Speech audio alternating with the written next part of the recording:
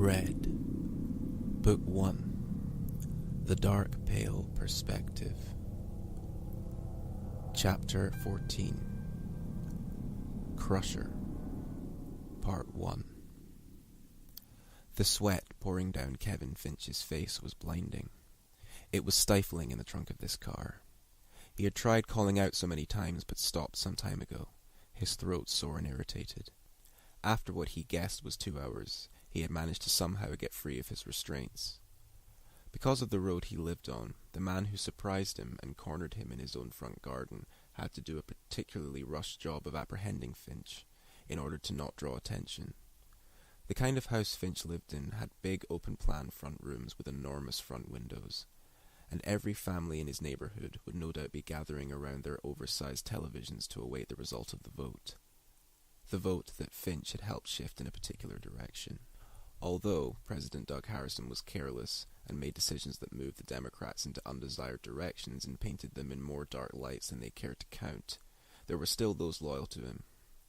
Sam Fisher, Harrison's chief of staff, a loyalist, had a wife who was diagnosed with cancer in 2016. She had been given just under 2 years, and so when Harrison decided to throw money at cancer research, Fisher had followed gladly and blindly. Fisher was a man with a particular skill set that made him useful to Harrison, the sort of skill set that you wouldn't want to put at the top of your resume, but the kind that ensures you keep your job. Fisher had a lot of like-minded friends in Congress who Kevin, as whip, had to talk around. Thanks to Fisher's interference, it had taken Kevin and his people months to lobby some key party members, those who crumpled underneath Fisher's various threats. But the riots that were now fast spreading across the country caused them to rethink and demand a lot in return, mostly because they would never win re-election if they just sat on their asses. It took a lot of Kevin's energy up, but he, so far, had managed it. A couple of months into the silent impeachment campaign, it became clear that all Fisher was capable of doing was temporarily holding down the fort. Impeachment was inevitable. It was just a matter of when. After the drainage of the disaster relief fund stories began to break, everybody sane who didn't want to be associated with a president who gladly gambled with people's lives, lucky or not, jumped on the impeachment bandwagon. And today was the final push. July 31st, his 42nd birthday. He had almost forgotten the occasion due to the events that were unfolding before him and his party. It would possibly be the worst or best present he had ever received in his adult life if the vote was to go how he wanted. He remembered walking into his first port of call, John Bowman. Bowman greeted Finch with a lazy handshake, not inviting him to sit down nor offering him some refreshment, which was usually custom. He had just stood there, waiting for Finch to start lobbying. That was the problem with Congress. If you had a crystal clear position, or a murky position, on many different political issues that differed from other members, which they always did, then every conversation was either a disagreement or an appeal for a convincer to change their tune. That was the situation Finch walked into. He decided to small talk, but Bowman was having none of it. Finch recognized the default look of congressional immovability in his eyes, a look that all members of Congress had to learn when it came to votes being whipped. Plus, this vote was a vote that isn't really supposed to happen if the government can help it. But thanks to the presidential-level administration, Congress had been forced into a voting war. Should Harrison stay, or should he go? Of course, many members of Congress were leaning in the direction of impeachment, for obvious reasons, but that was the other issue. If he didn't have the votes, he didn't have the votes. The numbers were already, more or less, well on Finch's side at that point, but he had to complete his task. "I don't want to waste your time, or mine," Bowman had said, as Finch stood awkwardly in the doorway. "If you have other people to lobby, then do that instead. I'm not your guy, Kevin." Finch remembered thinking at that moment how informal Congress could be. Despite the fact that there were many members who spent their careers in a Mexican standoff with other members, they were all still on first-name terms. "The vote is hours away. Think what we could accomplish if impeachment goes through." Bowman grunted. "You mean a total governmental collapse?" "That's not what I said," Finch countered. "But it's what will happen, Kevin. There is nobody in line to replace Harrison, Not after the vice president resigned. The party is in a mess. We need some sort of leadership if we're going to be able to buy enough time to get through this disaster. Something like this has never been attempted before, I understand that. But there is a plan in place to seek out a candidate to replace Harrison in the near future. The future? Bowman rose from his desk, where he had been leaning. There is no future if there is no president. Bowman's voice rose. This didn't intimidate Finch. He knew Bowman and other members with similar opinions would be under a great deal of stress at this moment in time. There is no president currently. Finch paused and looked at Bowman closely, cleared his throat, and then continued. A fast-track campaign, one that takes place throughout 7 days, not 2 months, 7 days. You want to give Congress and the American people 7 days to choose their next president? You're insane. Finch shook his head. I know, it's not exactly conventional. That's a huge understatement, Kevin. The way that Bowman was using Finch's Christian name was beginning to irritate him, riled him up slightly. Look, Finch stepped forward, closer to Bowman. We both know that Harrison is the reason for this catastrophe. If we don't vote him out, then we're left with a hole in the shape of corruption in the most important office in the United States. Bowman glared. Don't get patriotic with me. This is one time my inherent patriotism is absolutely necessary, John. Finch felt good, now using Bowman's first name, although there was a nagging feeling that Finch was lowering himself to Bowman's level in some way. A lot of people question the patriotism of men who want to keep corruption in the White House. I want to keep at least someone in the White House. We need to do this the right way, Kevin. We need to hold up tradition. Finch leant on the table beside the door, staring Bowman down. At least is not enough for the American people. They deserve to have an honest president, one who doesn't spiral out of control every time his wife sheds a tear or political negotiations fail. You grit your teeth and you try something else rather than just getting wrapped up in the bullshit that is self-pity. Harrison breeds self-pity. We need a president that breeds true leadership. And we have no option other than Harrison if we don't vote for articles of impeachment. Although Bowman's face grew more confused as Kevin said this, it also softened, like he was also in a nostalgic daydream of how things used to be.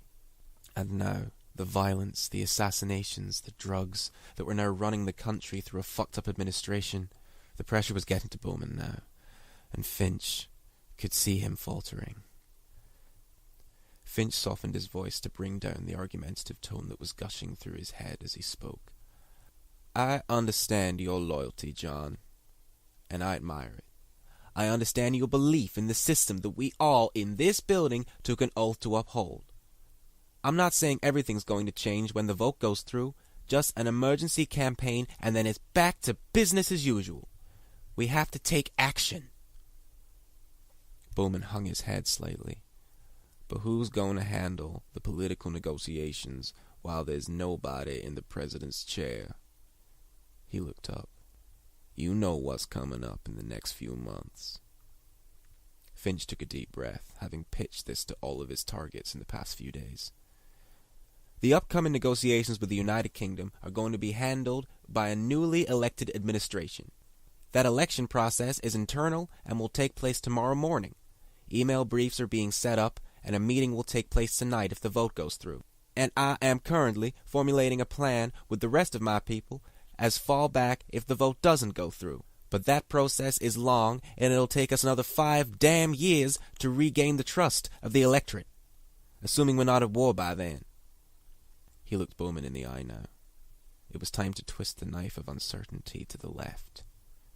Work with us, John, for the sake of yourself, if not the party. If you side with Harrison whenever a new presidential candidate is elected, there will probably be measures taken to remove you and others like you from your position as a member of Congress, again decided by an internally elected committee. Remove me from office? That sounds like a threat. Blackmail. Whatever you want to call it, that will be explained at the meeting, although the subject matter of the meeting will differ depending on the result of the vote. Either way, John, It's happening. If I vote for articles of impeachment, I'll need some guarantees. Your position will be safe, John. Don't worry about that. Finch would worry if he was Bowman. Although he did end up voting yes when it came to the crunch, there would still be an air of suspicion looming over him when the newly elected administration took control. Although Kevin wouldn't be a part of that meeting now. Not since he was stuck in the trunk of a car, in complete darkness. No one realized where he was, and nobody would. Who would look for him? The only flicker of hope was that due to his encounter with the man in the front garden, he hadn't been able to make it back to the Capitol to vote himself. Therefore, when his name was called in the roll call, there would be a move for the arrest of absent senators. So, people would be trying to find him. But the worst kind of fear, the fear and panic he was currently feeling, was only able to exist because of that small ray of hope. The tears mixed with sweat on his face, so many questions running through his mind. Where was he? Who was that man that had captured him? Would he ever get out of here?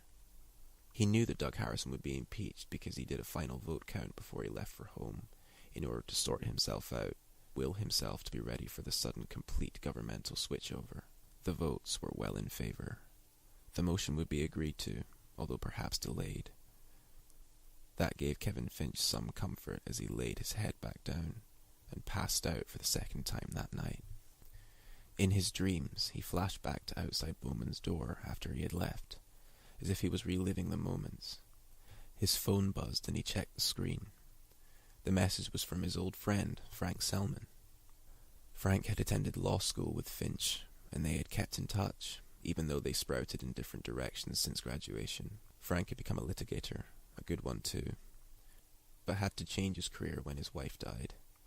He couldn't handle the stress, and so he had decided to buy some shares in an oil refinery and recline for the rest of his days. The message was long and uncharacteristically heartfelt. Selman was cancelling the visit he had planned for later that day. He knew that Selman would know about the vote, so, as well as a social call, it was an advisory meeting. Finch could gain some promising, if unofficial, legal counselling as to his next move, should the vote go the undesired way. Although this annoyed Finch as he replied with a shorter, sharper message, offering his understanding and suggesting a rescheduled date, it meant he had time to go home and briefly get his head together before heading back out to witness the moment of a possibly disturbing truth, that America might change irreversibly. He decided he wouldn't tell anyone that he was stepping out, for the time being. This, of course, was an important day, and he wouldn't leave before he had finished what he had set out to do, but he didn't want any unneeded clouds of suspicion looming over him. Plus, it was his birthday. He decided to head for his car and drive home fast, the second he was done. 1 vote down, 7 to go.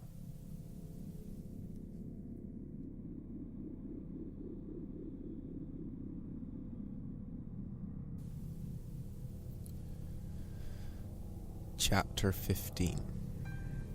Crusher, Part 2. Kevin Finch awoke with a start. What was that noise? Machinery? The car he was in was moving, Kevin was sure of that. He briefly entertained the thought that he could be getting delirious from the stuffy heat of the car, but when there was a sudden shunt, causing Kevin to roll onto his side with no effort whatsoever, he knew it was real. The man who had captured him had blindfolded him before dumping him in the trunk, so he didn't even know what type of car he was in. The most basic human instinct kicked in, and he made for the part of the trunk where the catch would normally be positioned. Because he had managed to get free of his restraints from the waist up anyway, he was able to both remove the blindfold, which, from the feel and shape of the cloth, would be a silk tie, the one he had put on in the mirror what seemed like a lifetime ago, and also gave him the ability to feel around the edge of the trunk with hands moist with sweat. The interior of the car was soft and old, not helping the stuffiness level, and the car was beginning to rock slightly, so Kevin knew he had to move quickly. The catch of the trunk was merely covered by the soft, stifling fabric. He could feel that there was something holding the fabric in place, but he couldn't see as he was in total blackness. He needed some light somehow, to be able to see what he was doing. Otherwise, he would have to blindly struggle with the catch and hope that the boot lifted and he could breathe in what he could guess would be the cool night air. He altered that thought as he heard taps of rain upon the roof of the car and the top of the trunk. He didn't care if he would be soaked by the possible bad karma of the situation he had found himself in, due to one he had helped create. He just needed to breathe, to escape. He felt around him, ignoring the fact that his legs were still tied. He couldn't sit up to reach down and undo them. Suddenly, his hand ran over what felt like a short splint of wood. He felt around the bottom of the splint. The bottom felt rounded. Maybe he was holding a match, although it was upside down. That reminded him of his smoking habit he had recently and reluctantly abandoned. If he still smoked, he would most likely have his lighter in his back pocket. He prepared himself as he rolled onto his back, squaring his shoulders and flipping the match the right way up. There may have been more loose matches lying around in the car, but he had to treat this as the only one, so as not to waste it. Although the ever-rising heat meant he at least wouldn't be trying to bathe in the warmth of the pathetic flame. He moved the match towards the beam of wood with his right hand that was the closest to the trunk catch. Having to switch hands would waste time, even though Kevin was a lefty. His heart pounded as he softly but firmly began striking the match against the support beam. Luckily the beam's wood was splintered slightly, so he was not trying to strike on varnished wood. The inner layer gave him the roughness he needed to strike up a flame. He had to move very quickly now. The pounding in his heart grew faster as the flame ignited into life. He moved the match towards the catch of the trunk, seeing with somewhat relief the drawing pins holding the fabric against the inner car-type plastic. Although the relief was short-lived, cut in half by the rest of the possibly difficult task ahead, there was no guarantee that the match would live long enough to ignite his way through the removal of 5 drawing pins. And even if it did, there was no way of knowing whether or not the catch would release. He began removing the pins, the cold metal jabbing into the quick of his fingernails, making him wince slightly. He pulled at them desperately. With just one more pin to go, the fire from the match started burning the hand he was using to work the pins. His pain receptors forced his hand to toss the flint aside, so it was right next to his face. He blew at the flame and winced as smoke entered his eyes. Sparks flew around the enclosed space, landing on his face and chin and burning the skin. He gritted his teeth and continued fiddling with the pin. It came loose. In total blackness, Kevin started fiddling with the trunk catch, willing it to come loose. There was an upturned lever that he now had access to with the fabric removed. This was the catch that was accessible from the outside of the car. Kevin could feel the faint wisp of cold air whistle through the now uncovered hole. His fear was rising, but also his adrenaline. The catch was slightly more awkward to operate from his cramped position, but he pushed up, and the catch released. Kevin used his knee to hold the trunk in place so it wouldn't click back, then used both his hands to push the heavy trunk straight upwards.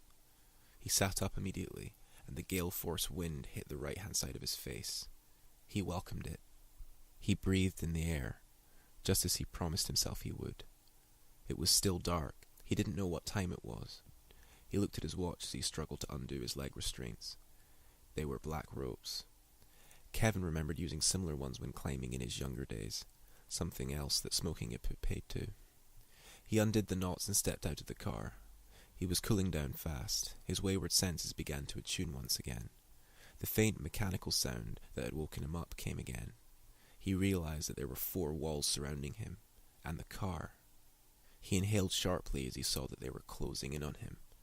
He was standing right in the middle of a car crusher. He let out a yelp and fully snapped back to reality. He looked around wildly for an escape route. What he saw were some metal bars that he could use as hand and footholds. He jumped forward instinctively and began to climb, now suddenly glad he had quit smoking.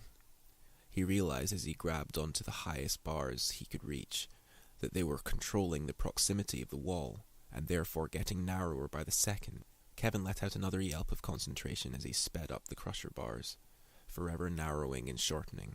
A drop of rain hit him in the right eye, and he closed it automatically, no longer being able to process the speed with which the bars were decreasing in size. As he got to the top bar, scrambling with his feet, he hoisted himself up on the edge of the crusher.